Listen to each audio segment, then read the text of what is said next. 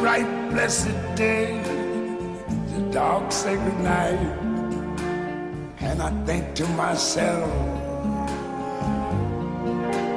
what a wonderful world.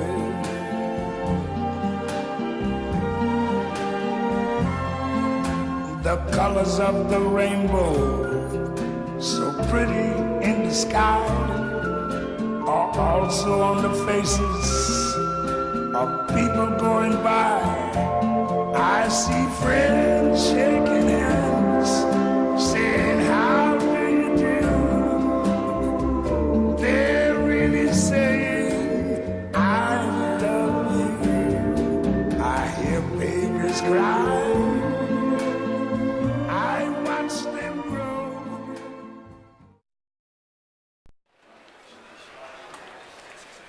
Senator Flanagan. Thank you, Mr. President. Very briefly on this resolution, I have a chance today to meet someone that everyone is kind of going, this can't really be true.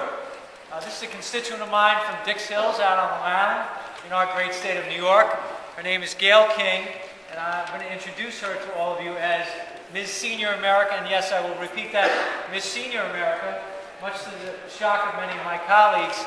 Gail had a very distinguished career before she went on to win Miss Senior New York and then became Miss Senior America.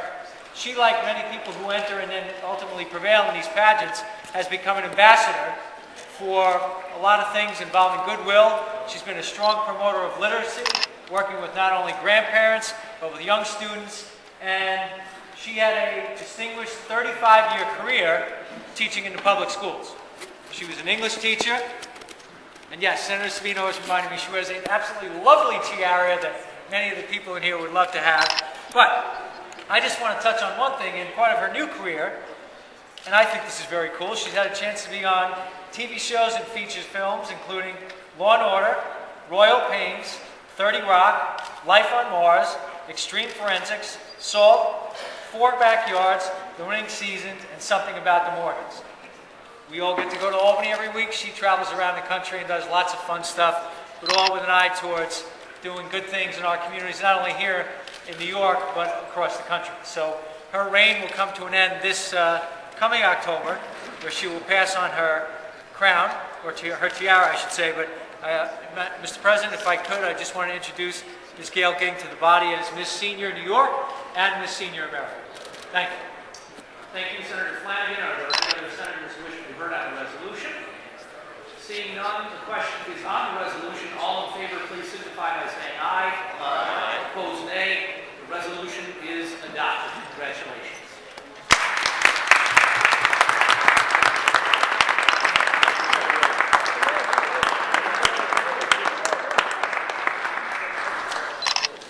Senator Klein. Welcome, Senator John Flanagan. I have to tell you, that was so much fun in Albany. And your attention to detail, your hospitality, as you usually extend the same to your constituents, very much impressed me. But in addition to that, you have that fairness about you. And in addition to that, you use so much common sense. But I have to thank you for that wonderful tour and the honor. Thanks. You are more than welcome. And one of the things that, even after doing this job for as long as I have, that's great is we get to kind of pick and choose some of the things we have to do, or that we want to do, more importantly. So having you up, and one of the things I love about having people come to visit Albany is a reminder of everything there belongs to the people. It doesn't belong to me. Right. And that Capitol is beautiful. The building is beautiful in so many stunning. different ways. The Senate chamber is probably one of the most elegant and most beautiful chambers in the country. So it's a good reminder of what are some of our priorities, and it's also very neat because then we get to go back and tell constituents about, All about it. here are your colleagues, here are your friends, here are your Right. neighbors. Well, we're going to take a break, and when we come back, we're going to get to know Senator John Flanagan, the man, what he's doing for our state, and of course, we're going to get into education, as he is chairman of the New York State Senate Committee on Education. We'll be right back.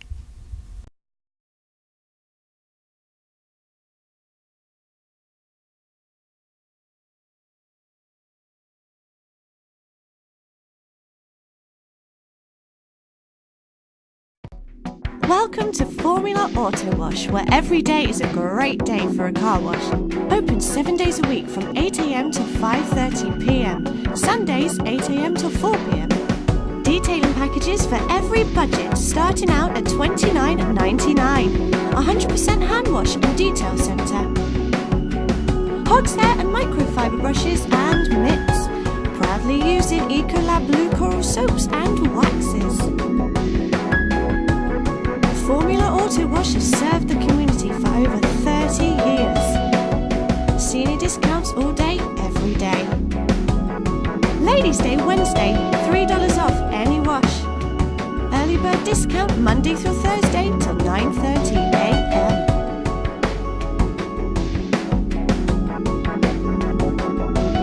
Check out our website, formulaautowash.com.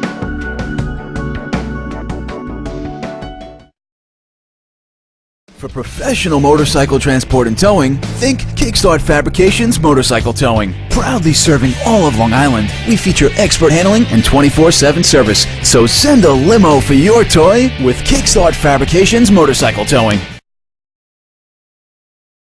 Are you planning an event and want to include entertainment, but you're not sure where to turn? ActOneEntertainment.net has provided over 1,500 events with quality, affordable live entertainment at private parties, corporate affairs, festivals, bike rallies, and more. Act One will fit into your budget. They're friendly, reliable, and do all the legwork for you. They take all major credit cards. Log on to ActOneEntertainment.net for a free, no-obligation price quote, or call 631-758-3505 for a brochure. You'll be happy you did. Senator Flanagan, you represent the 2nd District, which is Brookhaven, it's Huntington, and parts of Smithtown. But I also believe you're a local person, aren't you? I have lived in Huntington all my life. I was born in Good Sam, and I have spent 52 years in the town of Huntington. Oh, okay. And now your dad was a senator from 1973. Actually, you know what? I misspoke. I shouldn't even have said it that way. Okay. I was first, after my parents had me, we lived in Selden briefly. I used to live on Days Avenue in Selden. Oh, I know where that is. And that's part of the district I represent. So the overwhelming majority of my life has been in Has Huntington. been in there. Okay. And now I started to say that your dad was also a senator from 1973 to 1986. He actually served in the assembly. He was there for 14 years, as you said. Okay. He was a teacher. I don't know if you know that. He was I a biology did. teacher, among many other things. He was a seasonal police officer. He did all kinds of... That I didn't know. And kinds you of went different into work. economics. That's what you majored in, correct? I did. I got my degree at William & Mary in economics. Right. And then to Toro Law School, which is local. Yes, I had started my legal career at St. John's Law School, and I transferred after my father passed away. I ran for office, and it was frankly convenience as much as anything else, but I have great admiration for both schools because they were wonderful to me. Absolutely. Who impacted you the most, would you say, growing up? What's your inspiration? Actually both of my parents. Both your My father to parents, this day okay. still remains my quintessential hero, but my mother as well. She was a stay-at-home mom, very active, very involved, but both of them gave me a very positive view of what public service could be. And even today, I'm at the point now, I'm in my 28th year. Congratulations. Well, I've now served almost twice as long as my dad did. And, Right. you know, when you get an opportunity like this, when I first got elected, I didn't think I would be here this long, but I've had the opportunity to do a wide variety of different things, serve in different capacities, and Right. it still continues to be rewarding. It's challenging, but really, I credit both my parents, but my dad is still I love my hero. that. But I do have to ask you, what piece of advice did your dad give you that has still stayed with you today, that impacts you in a sense that... A couple things. And Couple of it's things? just- Okay. These are internal things we used to joke around about, or really he joked around about. Two of his sayings were, excellence is the norm and greatness is taken for granted. He used to like put that. pressure on us in Excellence a is the polite norm. way, but I also found some notes that he had written to people and that was in his desk when I came into office.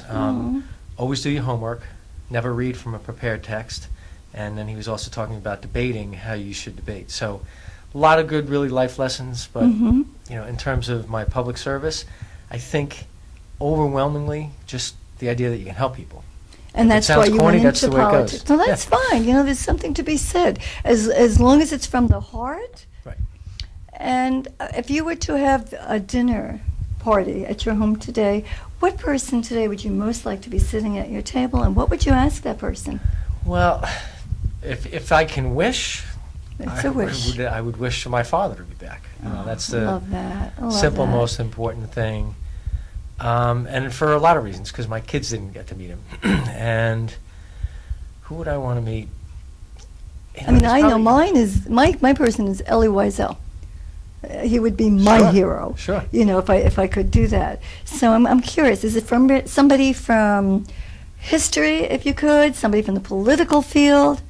I think meeting Teddy Roosevelt would be pretty awesome. And why did you admire him so much? He was unbelievable, a man who accomplished so many things in a relatively short period in his life, served in so many different capacities, was a famous president. His history at Sagamore Hill here on Long Island. Right. And he did so many good things. Just one simple thing like the Pure Food and Drug Act. Yes. That came about in his administration. He was environmentalist well over 100 years ago, before it was, I think anyone really knew what it was. So Right. a leader, a statesman, and a great Somebody who American. aspired to be like, excellent. I want to talk about some of the bills that you have passed, some of your legislation that has impacted not only people in the community throughout New York State, but I think people throughout the country are probably watching. One thing that I have to really thank you for is, as a breast cancer advocate, survivor, thriver, who speaks across the country, I love the fact that you have this breast cancer density law. So how did that come about? And how does that tie in with the women's rights? It's not just women's rights, it's Yeah. women's health. Women's health, It's okay. about informed consent. There were two people really who were the catalyst more than anyone else. Joanne Pushkin is a constituent in our area Yes. who was extraordinarily helpful. And then internally, a lady named Karen Maludis, who worked with us for 4 years and now has become a district court judge. She did a tremendous amount of work in this area. And I'm going to speak directly to your audience for a second, because Absolutely, be my guest. one of the things that I think was amazing to me how little women know about their own breast health. And I've gotten a lot more comfortable talking about subjects like this. But initially, most women don't know that you can have dense breasts. Most women were never properly informed, and the catalyst for our law was a constituent, but the underpinning of it was informed consent. If you go and you have a mammogram, you may not know that you have dense breasts, which could mask underlying problems. And the debate we had back and forth with doctors and radiologists, it was daunting, it was exhilarating, it was frustrating, but I think we made landmark legislation that is now being mirrored in many other parts of the country. It's great. That's one of the real times where you can say you feel like you made a true, genuine difference. We got emails from women across the country. We got emails from surviving spouses, males who had lost their wives to breast Absolutely. cancer. So to me, more important than anything else, it gives women the information that they need. Well, Gives them the that's so opportunity to important, make Senator. Right choices. You need to have, of course, and this is going to help with early detection. I was one of those women who had that particular situation, and it looked like a glacier if you could see the breast formation. And it wasn't until sometime later, because I was diagnosed in 1976, that we became so acutely aware of this. But absolutely correct. And if you can save but one life, you've done what you're supposed to do. So I totally applaud you Congratulations, for by the way. that. Thank you. My 40th year of survival. I want to talk quite a few issues before we get into the Common Core standards, which I know you very much want to share with our audience, because Lot there to is talk such about. confusion and nervousness about it. I understand you have a bill that was passed which establishes that people 18 and over could be charged with aggravated sexual abuse charges, as well as a stalking law. So could you please clarify that? Actually, the stalking law came about from some radio personalities on Long Island, people who had Really? been victimized. And it's one of these things where, unfortunately, sometimes you find these things out because of people you know in your area or someone who may know someone else. And Correct. Right. we have certain laws that are good, but a lot can be enhanced. And stalking is bad enough. Sexual assault, sexual abuse, those crimes are heinous. They tear at the heart.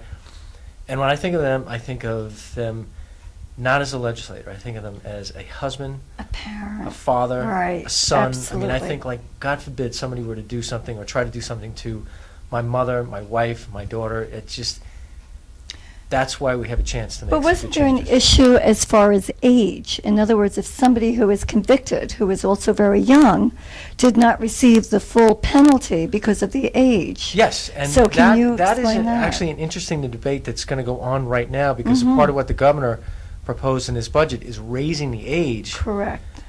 to keep like 16 and 17-year-olds from being charged as adults. And Right. I don't think, if it's an 8-year-old child, that's one thing. But when you have someone who's 14, 15, who could be very physically mature, Right. part of me feels like, and I don't think I'm different from a lot of people, if they, say, butcher somebody, they do something really egregious, I don't think it should really matter that they're 15 or 16. 15, correct. Okay, How do you yeah. go and explain that to a victim's family? Oh, we're not going to charge them as an adult. There's no because- way that you can. No. There's no way you can explain it. You also have provided tax relief, budget reform, but I'd like to know that capping the state spending at 2% on growth, what exactly does that mean, and how is it going to help our constituents? Okay, I'm going right back because Okay, this is yeah, no, perfect. please do. No, I no, wanna this is ask when you- we talk about taxes. Property taxes is the single largest complaint that we hear about all the time. And for a very long period of time, the state of New York was very good at the saying, don't do as I do, but rather do as I say. Now, to his credit, Governor Cuomo has come and will come out with a fourth budget where spending is under 2%. And we actually don't have a formal state spending cap in terms of a statute. The Senate has passed legislation, but the Assembly has not. No, okay. It's a recognition that government needs to spend money, government should spend money, but there's a limitation. Right. People can't just keep taking money out of their own pocket. I have this basic theory: government should play a role in people's lives and then get out of the way. I'm fairly certain that you want to have money in your pocket at the end of every week, and that you are far better and far more astute, as are your viewers, at discerning how to spend your Spend my money own and where. Correct. Pay taxes, people are willing to do that if they believe they're getting quality for their dollars. So Right. instituting a spending cap forces people to say, I'm only going to get 2% more. How do I do a better job with what I already have on my plate? Right. You are also involved with prescription medication. Today there is so much abuse with that, and then you hear about it being ordered online. What is your iStop program, and how does that work? I have to tell you, we all work together, but my colleague, Senator Hannan, who chairs the Health Oh, Committee okay. on Long Island, Then- outstanding individual, one of the smartest people you'll ever meet in government. Generally, the laws that we enact and the laws that we promote and advance are a reflection of how do you protect the good people, essentially from the bad people. Right. Rogue doctors, people who are addicted in some ways, playing games, gaming the system, spending money, defrauding the public, and creating all kinds of havoc. We had obviously a Absolutely. horrific case here on Long Island with people getting killed at pharmacies.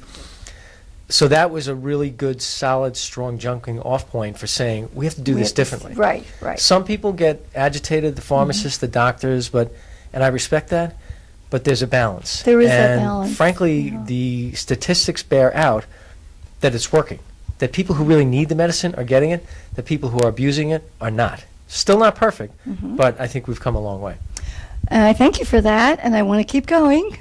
Divine Sage, I understand your position about marijuana, but I think it should be reiterated right now and your reasons for that, and get that out there. Okay, gentleman that I used to work with, John Conklin, he was the one who came to me with this idea. It's about synthetic marijuana. Cannabinoids, there's all kinds of different names for it. There's things like bath salts now. There's a lot of bad stuff out there that kids have access to because of online as much as Online, anything else. Exactly, and that's a concern. And the exposure that they have and the availability. And this stuff is legal. But you can show that the initial use of these types of products lead to much more egregious opportunities and problems. There's a whole debate now about marijuana, again, based on one of the Exactly, proposals that's right, out there. But right. statistically, you can demonstrate that when people start with that, they move to alcohol, they move to heroin, they move to crack. And if I were to say the one thing that has surprised me more than anything in terms of parents' knowledge, it's the access, it's the cost, and it's the potency. It is so much easier now to get access to drugs, and the quality of what is put together is so much more dangerous than it used to be. And I am amazed that parents don't know more about that. So anything we can do to help promote that. And we've had stories, not only in New York, but other parts of the country, where parents have said, This is a good thing. You're trying to do the right thing here. Right, because the drug originated from Mexico. It is actually legal in other countries as well. And this is what the kids are hearing, and they're looking to promote that. Right. And the parents have to be more apprised of it, as do our educators and parents.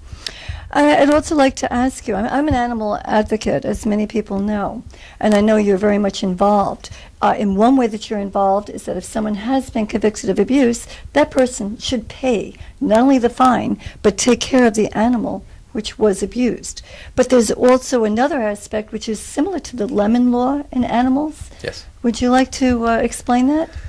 Yeah, when I campaign, I still walk door to door a great deal, and you find out how many people have pets. It is amazing how many people have pets. True. I love their pets. I grew up with pets. In the time I've been married, we've had chinchillas, ferrets, tortoise, birds, rabbits, a cat. We've had 6 dogs. We have 3 dogs right now. Right. So Sounds like me. I'm in the same area. But the passion that people associate with their animals is unbelievable. We went after largely what would be described as the puppy mills.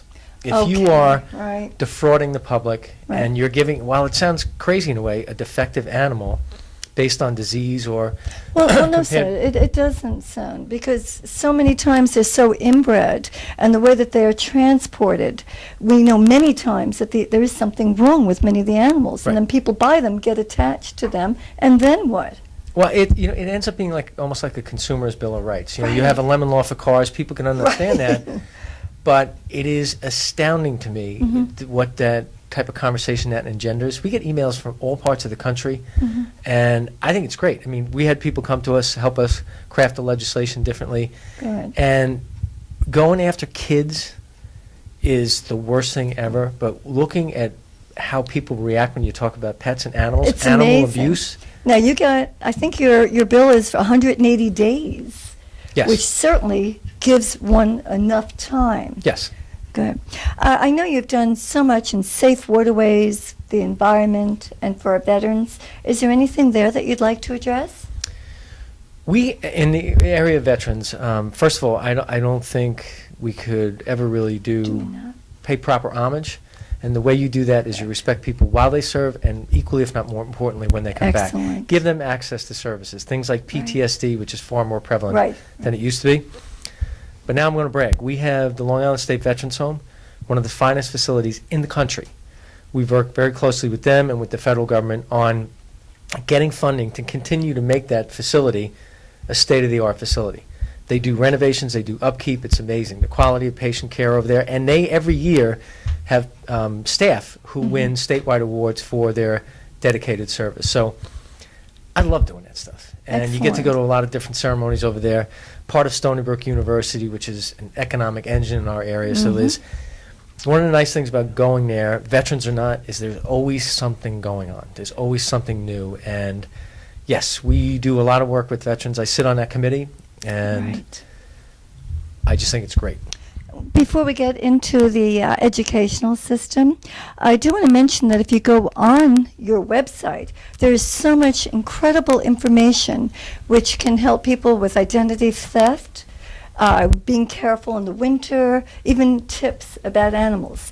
But when we come back, I'd like to speak with you about the implementation, about the educational, what you see your responsibility as, how we can get people better informed about what's actually happening. We'll be right back.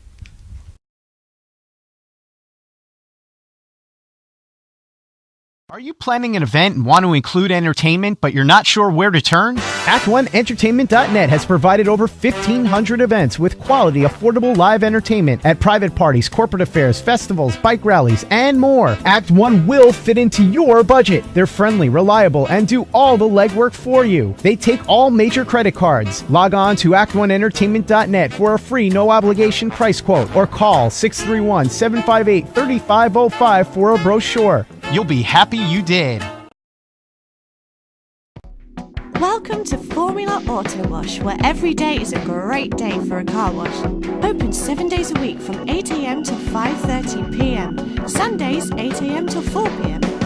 Detailing packages for every budget, starting out at $29.99. 100% hand wash and detail centre. Hog's hair and microfiber brushes and mitts. Proudly using Ecolab Blue Coral soaps and waxes. Formula Auto Wash has served the community for over 30 years. Senior discounts all day, every day. Ladies' Day Wednesday, $3 off any wash. Early bird discount Monday through Thursday till 9:30 a.m.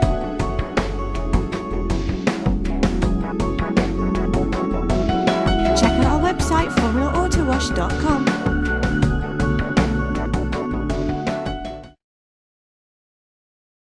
For professional motorcycle transport and towing, think Kickstart Fabrications Motorcycle Towing. Proudly serving all of Long Island, we feature expert handling and 24/7 service. So send a limo for your toy with Kickstart Fabrications Motorcycle Towing.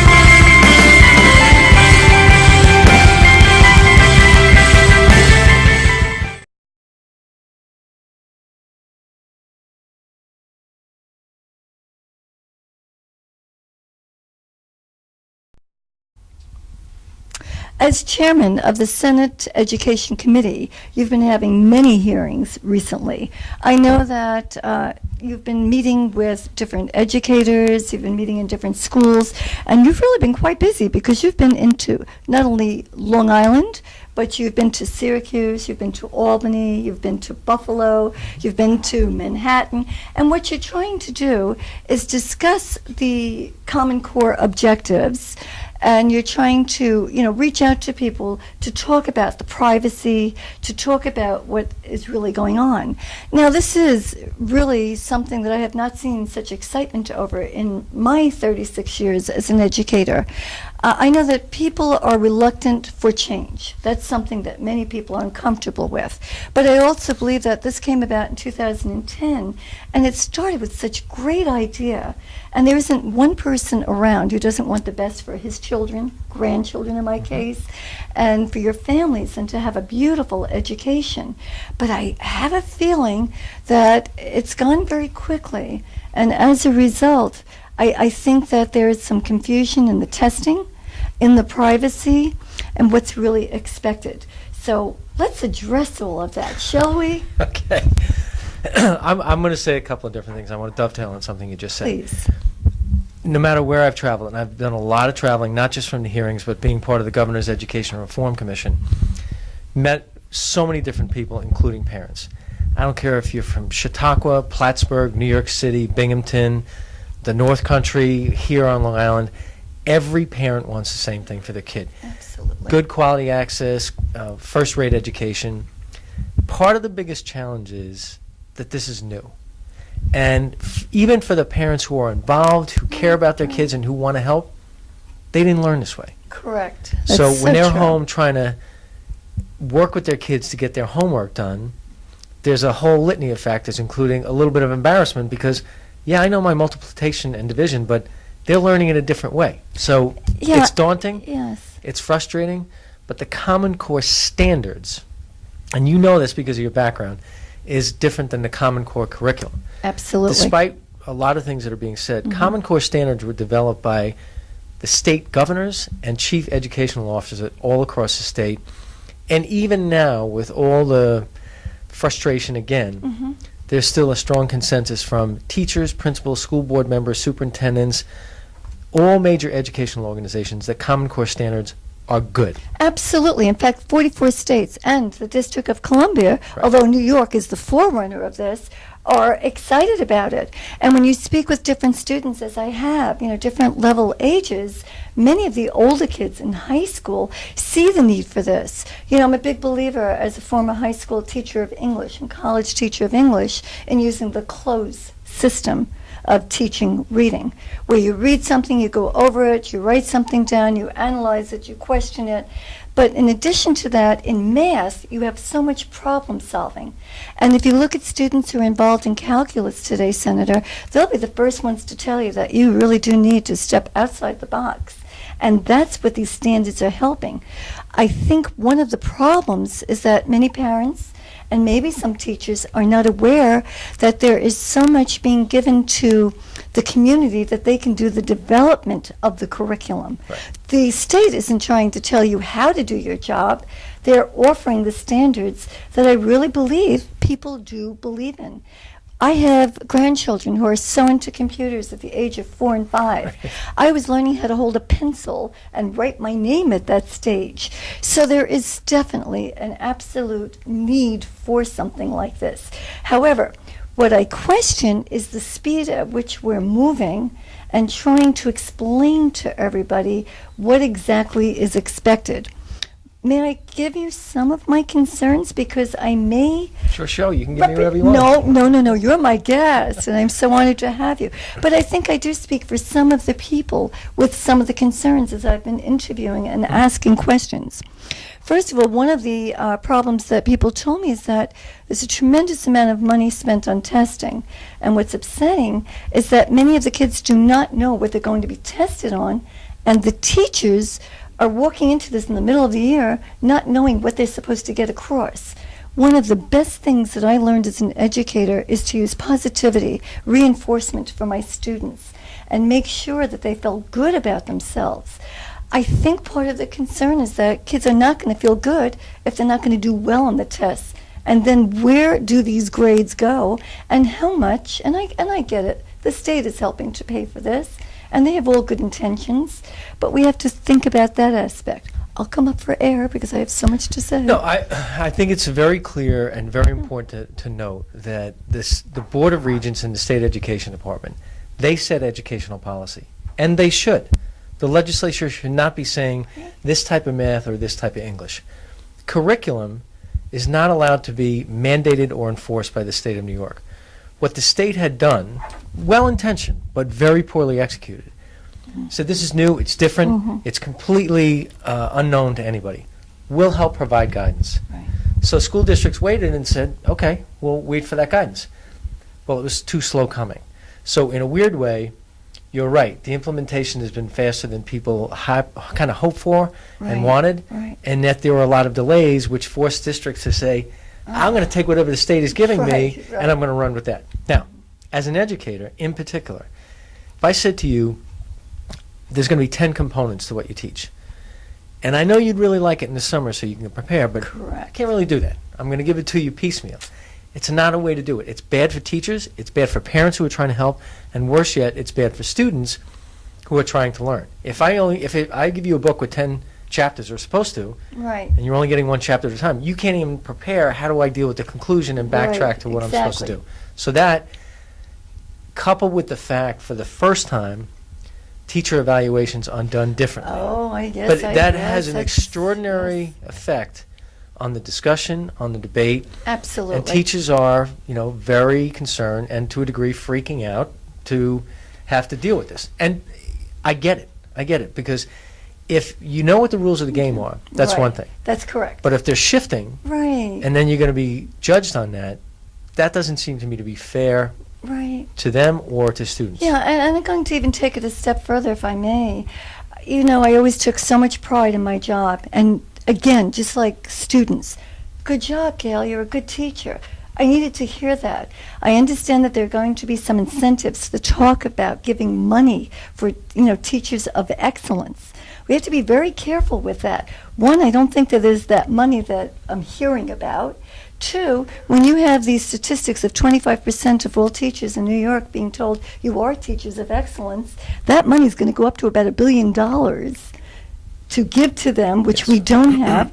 3, I am very conscientious, but I was the type of teacher that I would be given a Regents class, an advanced placement class, and boy, did I have a special place in my heart for students who didn't want to be there.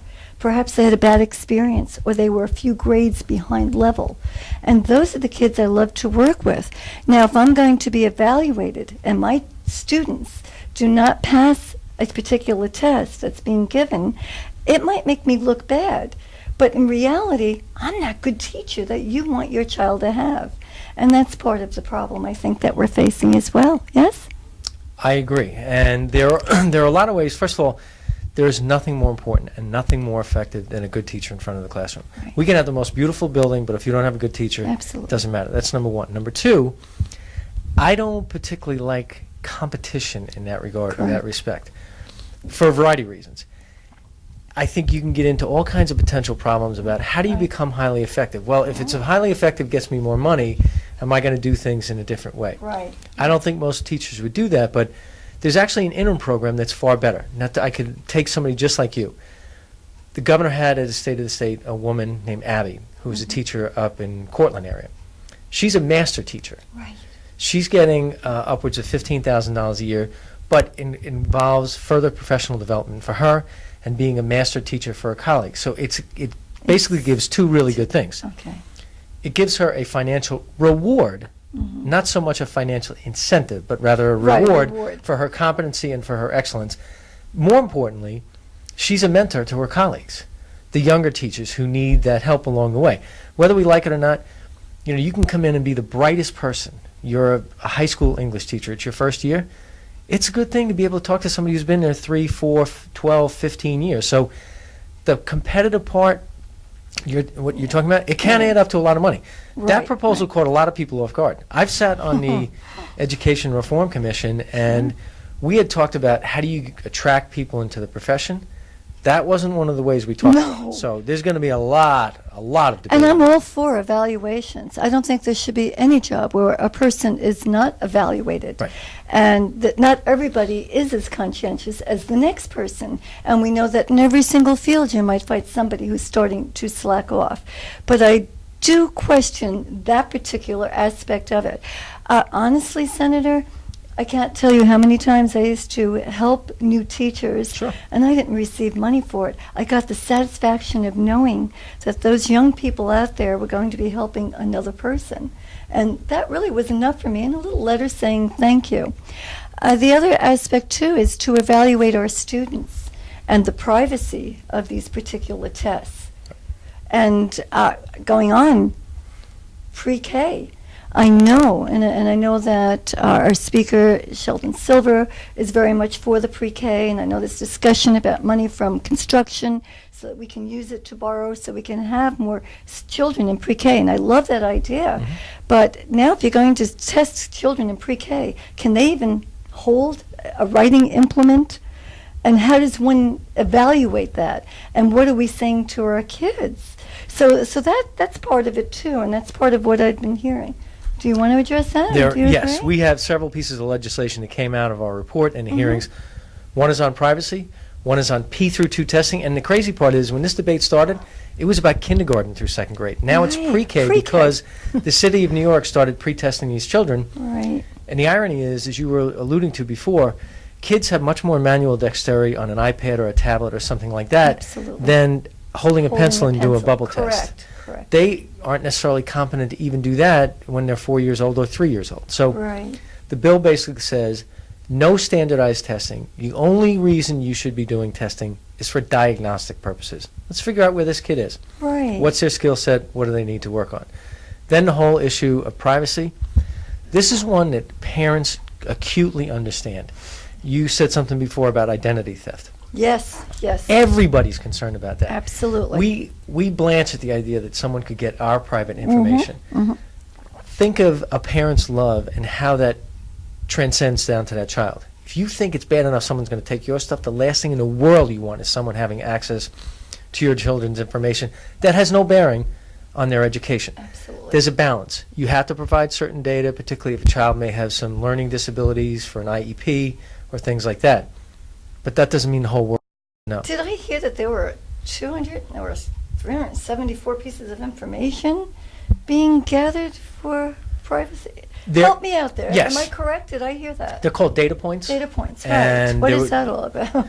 I'm still trying to learn. Yeah. Frankly, part of what it is, like, if you tell me height, weight, birth, where you live, what's your family's background, stuff like that, what your medical condition may be, which, by the way, should be and is already protected by HIPAA. Right. But HIPAA does we had cover asked, a and lot. the response was, well, there's not 400 points. But your point is the more salient one. There's like 370 of them. 374. And trying to figure, even if we could figure out what they are, what's pun intended, what's the Right. point? What's the value of each of these things, and why? And why is it I there? should be able to get information so that I go to a parent and say, this is why we need this. And if we Exactly. can't If you explain can't, it, get then rid we of it. shouldn't have it. Thank you so much for that. I came up with a few different things from doing some research, and I'm curious, should there be some waivers for some children for these? Absolutely. Okay. Here's a perfect example. Thank you. And it's a really good segue to the federal government. For far too long, we as a state have given the federal government a pass, and our federal representatives, and I'm not trying to demean them at all, but a lot of these things that we have to deal with, testing in 3rd through 8th grade, that's not New York State, that's the federal No, government. that's the better, and you need that, and that's there. I can understand that, but English language learners, no matter how long they've been there, they could be here 2 weeks, they're here, within their first year, they have to take a test in English, Right. when they may know no English whatsoever. That's correct. So they're asking for a waiver on that. Makes sense. More importantly, children with special needs, mostly with an Right, IEP. If you have a child who's 5th grade age-wise or chronologically, but in their IEP, they're being basically at a 1st or 2nd grade level, by virtue of the fact that this child would have to take a test at the 5th grade level, you are almost guaranteeing their failure. Failure, and that's What's going the to point? not only what's the point for the parent, the child, but for the future part. You hit it on the head with that, definitely. I also wanted to ask you if you think that teachers will start teaching for the test. And I say that in my 36 and a half years, I remember after the first year, I was rewarded with a Regents class because I no longer was a first-year teacher. And I was scrutinized for the grades that my students received. Well, the second year I said, well, maybe I should start going more toward the Regents. But teaching is so much more than just that one subject. There's so much more that goes in. Do you think anyone is concerned about them teaching for the standards? Absolutely. We hear that phrase time and time and time again, not only at hearings, but outside of that, teaching to the test.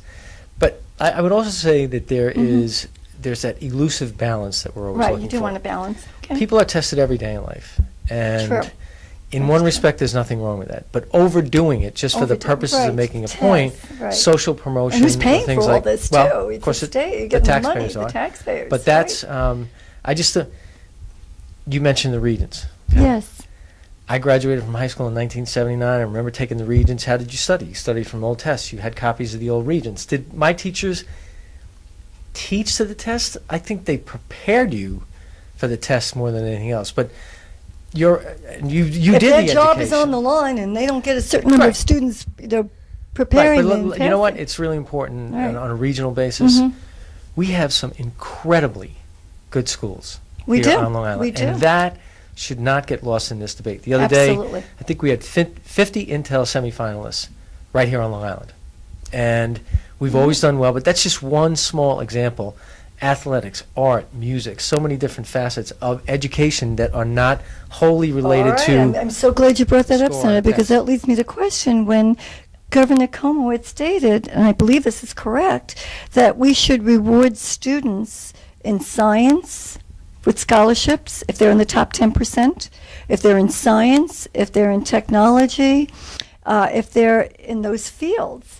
And I ask you, what about students who are in the arts?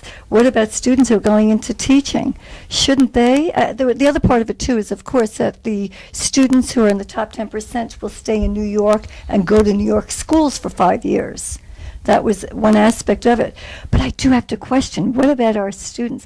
What about moi, who graduated number 2 in college, who could think of nothing more than to affect change in a young person's life and education? I believe that it's incredibly important to make sure that each child has an opportunity and access to a first-rate education. Periodically, as a society, we run into issues that we need to direct and confront. In the United States, and in New York as well, we have a shortage of people who are competent the way we used to be in science, technology, engineering, and math. It's just factually, it's borne out. How do you attract people, and how do you keep them? I have much less of a concern, and yet I fully respect what you're talking about in terms of art and music. For a long time, we had a problem attracting people into the nursing profession.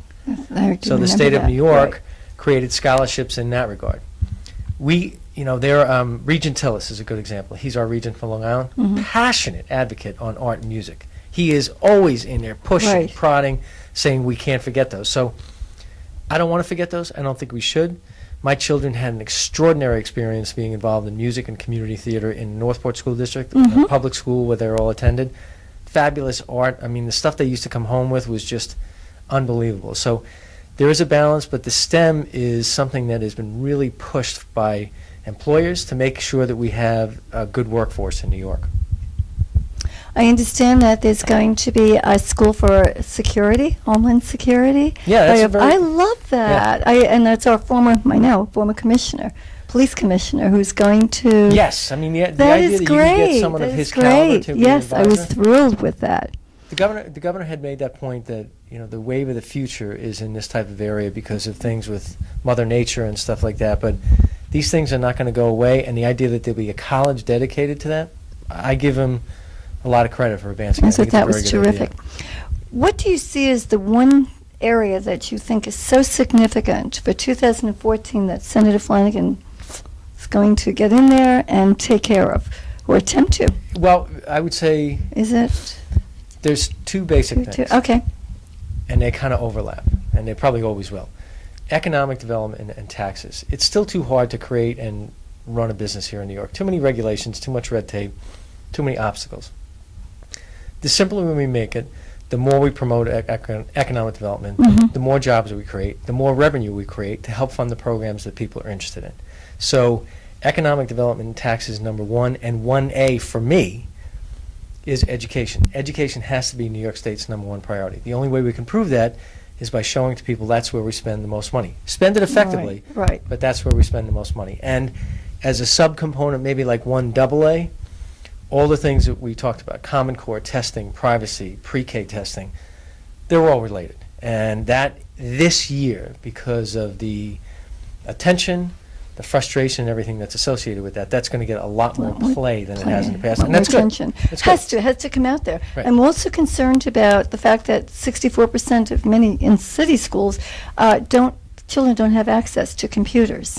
Correct. And we're talking about getting computers throughout all of New York State. It's going to cost money. You need about It's $2 going to cost money. The billion governor for that. came up with a bond act, but we also have a very unique situation in our rural schools because some of them don't have access to the infrastructure, the bandwidth Right, now. So right. it'll get fleshed out. I think the bond Okay. act, if it's put out to people correctly, they'll support it. If Gotta they get that feel out like they're there. getting their fair Right. share, Then they'll I do think it. we're good. One last question. Senator, it's been such a delight speaking with you, and thank you Thank you. so much for giving so much of yourself. Where do you see yourself 10 years from now?